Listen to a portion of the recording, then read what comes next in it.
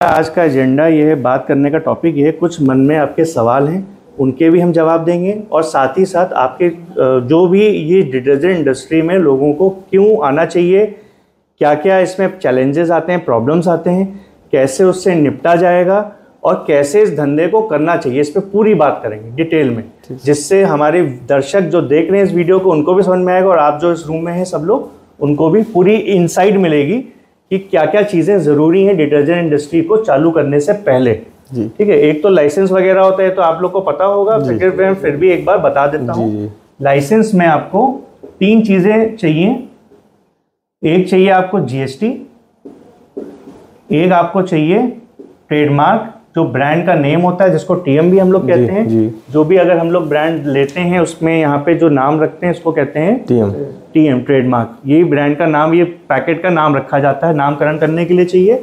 और तीसरा जो होता है वो हमको चाहिए एमएसएमई। एमएसएमई का मतलब होता है मीडियम स्मॉल स्केल इंडस्ट्री।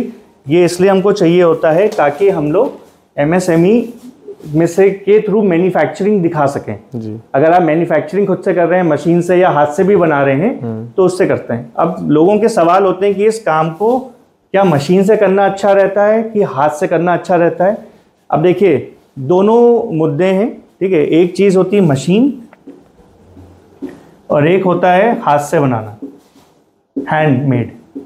आप दोनों तरीके से कर सकते हैं, हैंडमेड भी कर सकते हैं वॉशिंग पाउडर के काम को, मशीन से भी कर सकते हैं।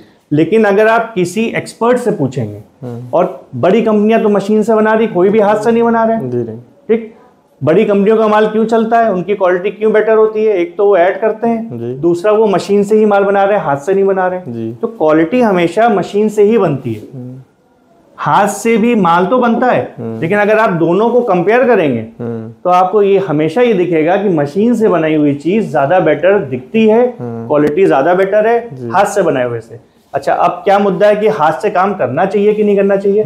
आप कर सकते हैं स्टार्टिंग में, लेकिन जितनी जल्दी मशीन लगा लें उतना अच्छा रहेगा आपके लिए, ठीक है। लेकिन काम कर सकते हैं आप, 3 महीना करें, 2 महीना करें, लेकिन अल्टीमेटली आपको शिफ्ट होना पड़ेगा। अगर बड़ा व्यापार करना है, लॉन्ग टर्म व्यापार करना है तो मशीन पे ही आना पड़ेगा। सर इसे मिक्सर लगाया जाए सर, केज मिल ना लगाया जाए तो? सर वही बात है, ये फिर वही बात होती है कि ये आप स्टार्टिंग में कर सकते हैं, ठीक है, मिक्सर लगा के बिना केज मिल के। अब केज मिल का रोल क्या है? केज मिल का रोल है कि आपका जो भी माल होता है उसको दोबारा वो मिक्स करता है, सेकेंड मिक्सिंग करता है।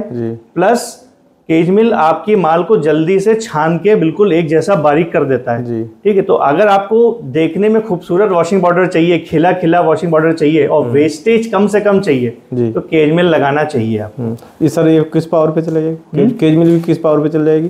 केज मिल सर अगर आप सबसे छोटा भी लगाएंगे तो आपका 2 HP मोटर से चल जाता है, सिंगल फेस। हाँ, घरेलू बिजली से चल जाता है। केज मिल का साइज आता है मिनिमम, उसकी कैपेसिटी एक दिन में 6000 kg से 7000 kg तक वॉशिंग पाउडर को प्रोसेस करने की होती है। जी।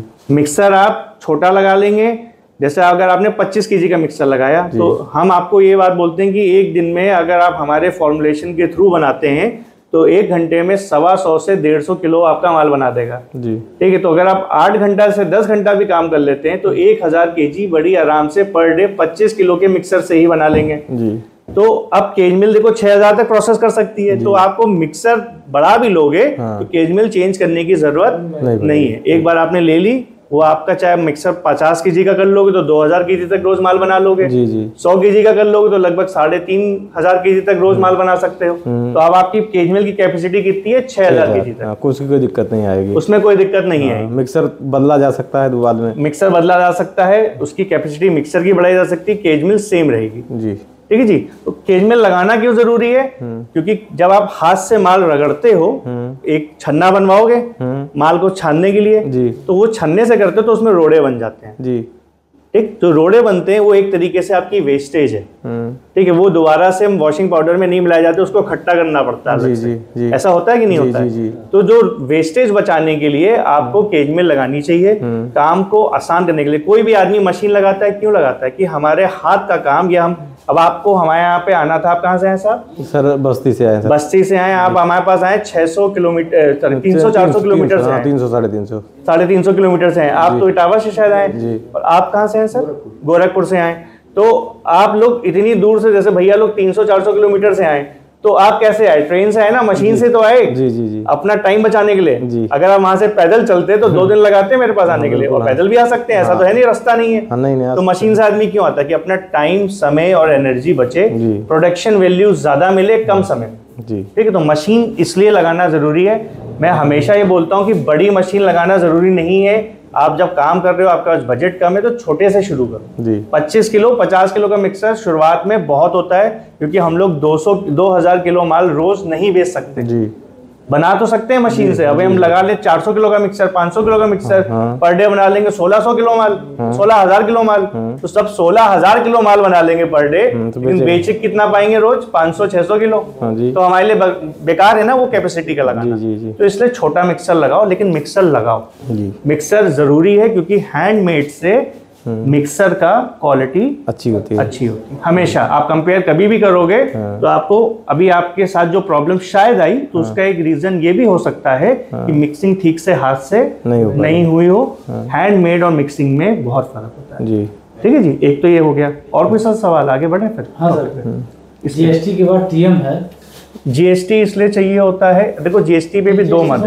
समझ गए सर। ठीक है, टीएम के साथ लोगों का रजिस्ट्रेशन कराना है। किस चीज का? लोगों का। हाँ, तो साथ में ही करा लीजिए।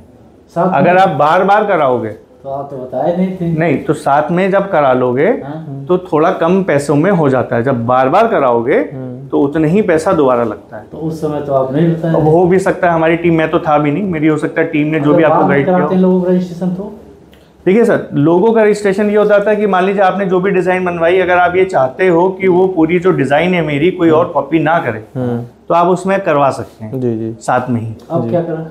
अब इस पे हम, अभी वीडियो बन रहा है, हम इस पे बाद में एक बार चर्चा करते हैं और देखते हैं क्या विकल्प हो सकते हैं। जिन भी लोगों का इस तरीके से होता है, उनका कुछ एक विकल्प होता है, तो हम देखेंगे, उस विकल्प को तलाशेंगे जिससे आपका कम बजट में ये काम हो जाए। ठीक है जी।